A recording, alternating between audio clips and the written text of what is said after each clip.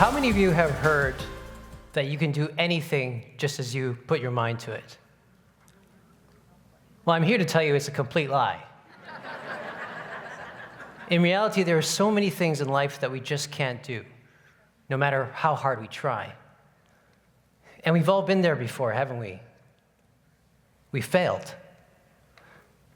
And failure isn't just miserable because it's disappointing or discouraging. Failure is miserable because it's also embarrassing. Failure is not an option, we're told. I mean, no one ever starts out on a journey just to get stuck in the mud. But if you don't know how to deal with failure, you're going to have a miserable life. What does failure do to us anyway? Well, for some people, it causes them encouragement. It causes them to push far harder to get through that obstacle. For others, failure disappoints, discourages, maybe even causes them to step away from the task. But failure can do so much more. I want to tell you about a story about how failure ignited my passions and drove me to the place where I could be the very best of myself. I received a text message one morning from my boss at work. Strange, I thought, my boss never engages me unless it's something important. So this must be very important. I walked down the hallway towards his office. I was looking at the stained glass windows of all the meeting rooms that I'd become accustomed to. But this walk felt different. It felt heavy. As I approached his office, he was on the phone. I stuck my head in. I looked around. I saw that we weren't alone. In fact, sitting in the room on a swivel chair was a lady whom I'd never met before, prim and proper. In front of her on the table was an A4 size brown manila envelope. I go, you guys are laughing. Boss gets on the phone. He says to me, Simeon, come on in, close the door, have a seat. So I do that. I have a seat. An awkward silence puts us on the same page. I'll get back to that story in a moment, but let me ask you, how many of you remember what you wanted to be when you were growing up? In high school, in university? Some of you might have said lawyer, doctor, educator, but not this guy. I was going to be in the arts.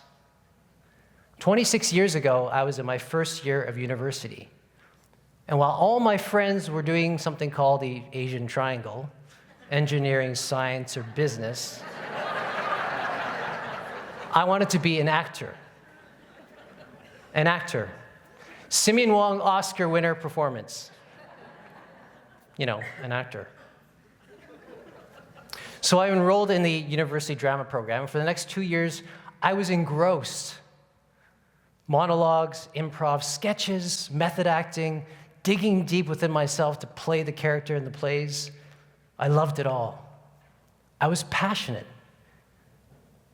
Wanting to be an actor was a very mild term. I was indeed passionate about becoming an actor. Sophocles, Shakespeare, modern playwrights. There wasn't a genre that I didn't see beauty in. I wanted to be an actor.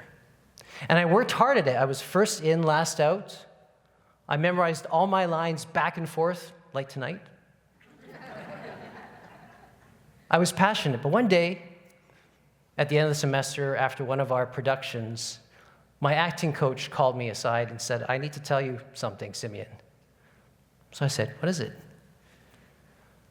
Simeon, you're one of the hardest working students that I've ever had, and I would encourage you to keep on that work ethic. However, working hard just isn't going to cut it for you. You don't have that X factor, that star quality that we need. If I were you, I would consider another line of work. Well, I was crushed. All I wanted to do was acting. I loved the dynamics between people, the exchange of ideas, everything that was on theater stage. I loved it. The problem is that I had now failed at reaching my goals. What would you have done in that situation? Perhaps you would have walked away, memorized more lines, try to get back, get through that obstacle. Some of you may have been disappointed, discouraged, walked away. But you know what? I didn't do either of those. I reflected on why it was that I loved acting so much to begin with. And I thought about, what was I good at? What was I passionate about? I thought, if I couldn't bring these skills over to acting, surely there must be a career out there where I could. I have to tell you about my family. At this time, my parents had a broken heart because they couldn't tell their friends over dim sum one day that their son was a famous actor, doctor, lawyer, or anything. So I saw this opportunity as one to redeem myself. So I did as any other Asian kid would do in this situation. I now wanted to be a doctor. That was it, Simeon, Wong, MD. I pictured myself walking down the hallway in the hospital, stethoscope around my neck, a long lab coat, throngs of medical students running after me, trying to pick my brain, get my time. You know, Simeon Wong, MD. So I applied. I went through all the medical school courses that were needed for admission. During the summers, I sought after professors to do research. At the end of my undergraduate, I did my medical college admissions test, the MCATs. But my scores weren't that high, so I kept taking them until I got, an adequate mark. But I was so determined to be a doctor that I even took 2 more years to do my master's in science. I thought, that's going to give me a leg up, hands down. Drop the mic. I'm in medical school. So I applied to medical school, and I applied, and I applied. But I kept getting rejection after rejection after rejection. Not even an interview? I had failed yet again. See, by this time, I had been in school for 7 years. I'd met my then-girlfriend, now wife, but I had no job prospects. I didn't know how to move forward. I lost confidence in myself. So I needed to dig down deep and pull out something as a reason to regain my confidence. So back to the drawing board I went. I reflected. But this time, I had to stare failure down the barrel, straight down. And it spliced me open. See, this time it hurt. I put so much time and effort trying to achieve this goal only to fail again. See, every time we're knocked down, every time we fail, there's a part of us that gets lost. No one sets out on a journey just to get stuck in the mud, right? Success is always the expectation, and yet this time, I yet again have failed at reaching my goals. What I knew about science that I loved, though, was I loved ideas. I loved the experimentation, the ideas that came out, sharing with one another. That was meaningful to me. So after a period of reflection, I had a few options in front of me, not that many. But I decided to give business a try. It was going to be a leap of faith, but I was willing to take it. See, one thing that failure had taught me was that I may not be the best actor, nor the smartest student in the room, but I was good at things that perhaps other people were not as good at. I was strategic, for example. I loved solving problems. I had a curious mind. But most importantly, I realized that I had a bent towards influence and ideas. But that was between people. So I went back to school. I enrolled in my MBA program. And I did all the courses in business school. I made sure that I had solid job placements.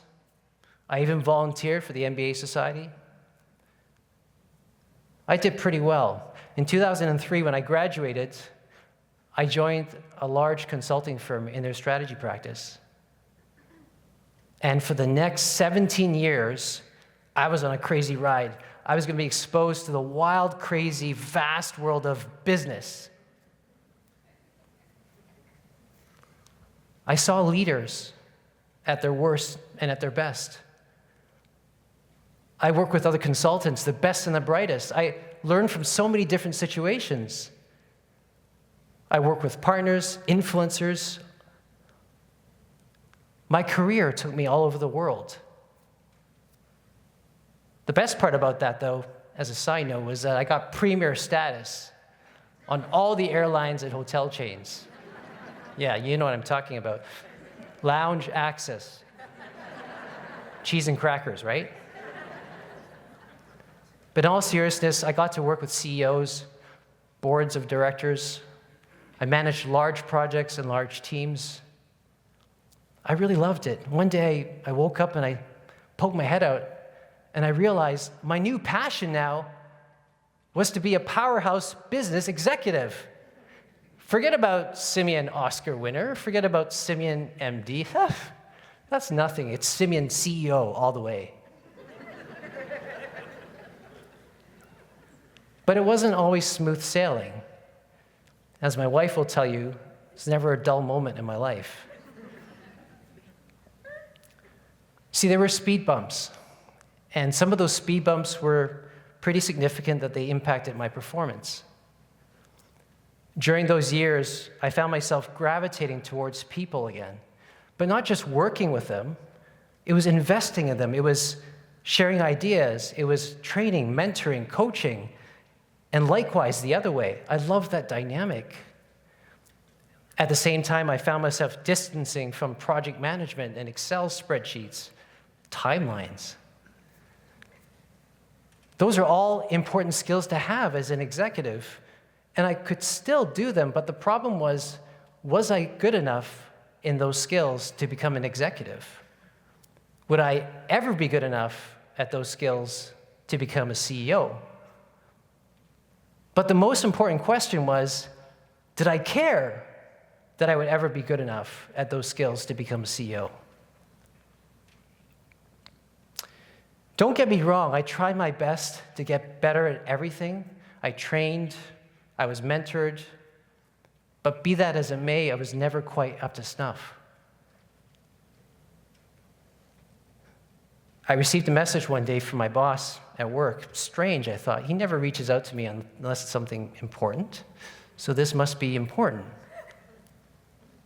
I walked down the hallway towards his office, stained glasses of the meeting rooms that I was accompanied to.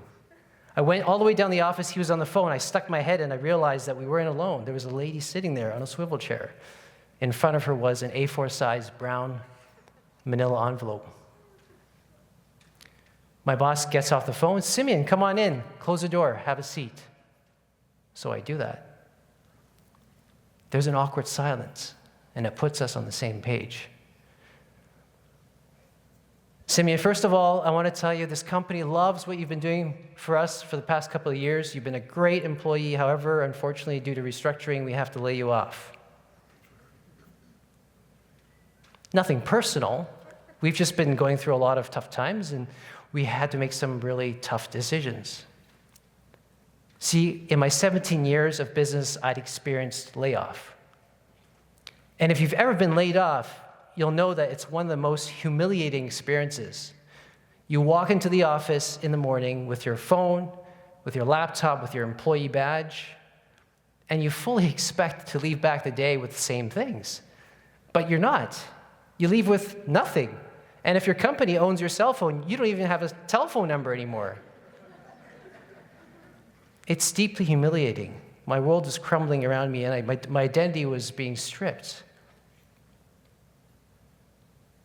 I had failed yet again at achieving my goals. But this time was different. In the eyes of the world, I'd failed at reaching my goals. But in my own eyes, I hit a jackpot because I knew I was good with people. So on the one hand, I wasn't good enough to be CEO material, but on the other hand, I'd found something that I was good at and I was passionate about. In April of 2019, I left the corporate world and I started my own career coaching business. My sole focus is to help people find their passion careers and to equip them with skills, tools, and confidence to reach their goals. When I first started on this journey, I didn't know what to expect. Being an entrepreneur is a pretty lonely experience. A couple of months into it, though, I realized that I hit something, that there was a need for coaching. A lot of my friends who I was working with, they weren't happy with their jobs. They weren't passionate about life. They didn't know what their legacy was going to be. Coaching was needed. I'd hit something. Over the past year, I've met hundreds of people. I've had the honor and privilege of mentoring, coaching some of them. And I've had the privilege and honor of placing some of them in interviews and jobs in Canada and globally. One of my services that I offer is called outplacement consulting. And what that is when an employee is about to be terminated, their employer calls me. I'm the first point of contact. When the employee gets laid off, they come out, and I take them under my wing. I help them get back on their feet. There's nothing more rewarding than that feeling. You might be asking me, what qualifies you to do this, Simeon? Are you a psychologist? Well, I can tell you that the only thing that qualifies me to do this are my failures. See, 26 years of failures have led to this.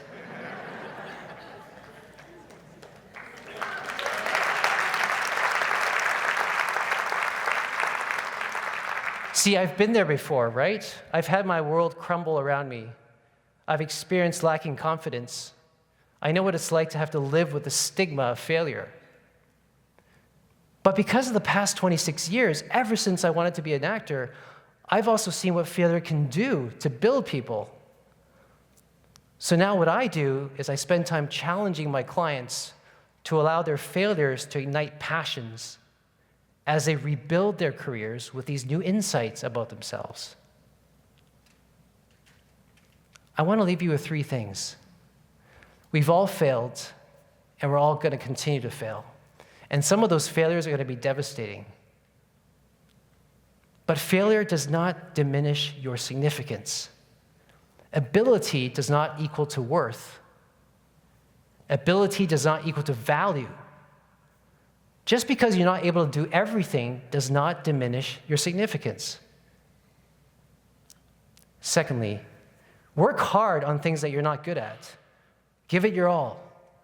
But be bold and brave enough to change goals when you encounter something that you just can't do. Sometimes it's better to go around walls and not try to ram through them. And finally, allow failure the opportunity to show you when to let go of your dreams. Because it's only then that you'll have clarity of your mind to see new opportunities far better than you could have ever imagined. See, failure is an option. And sometimes failure is even the best option. Thank you.